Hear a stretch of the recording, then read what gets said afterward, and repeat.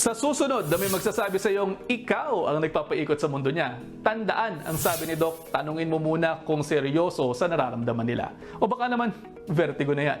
Naririto po ang mga sintomas at maaaring epekto nito. Vertigo, ang tawag sa pakiramdam na parang umiikot ang paligid kahit na hindi naman. May kakalintulad dito sa pagkahilo pero take note, magkaiba po yan. Mayroon dalawang uri ng vertigo, peripheral at central. Yung peripheral ang pinaka-common na uri niyan. Nangyayari ito kapag mayroong diferensya sa loob ng tenga, particular sa vestibular system kung saan kinokontrol ang balanse. O pwede itong dahil sa head injury o di naman kaya sa sakit na Meniere disease. Bunga rin ito ng pamamaga o pressure sa vestibular nerve. Sanhi ito ng iritasyon o pamamaga sa loob ng tenga o labyrinthitis.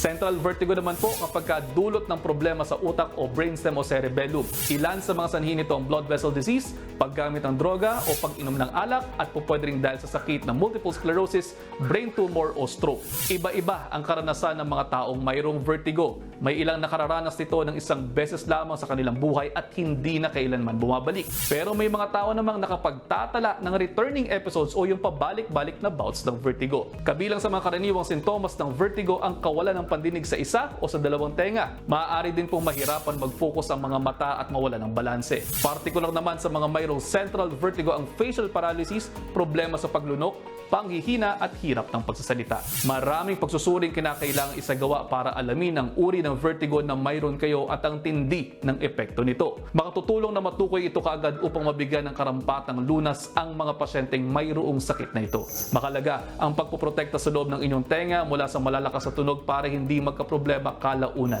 At ikaw, meron ka bang tanong tungkol sa iyong kalusugan? I-ask Doc Tex na yan sa aking Facebook page o sa official page ng Good Morning Kapatid. Mga kapatid, Justin Quirino po. Masayang kwentuhan at makapulahang informasyon ang hatid namin tuwing umaga. Kaya mag-subscribe na at mag-follow sa social media pages ng News 5.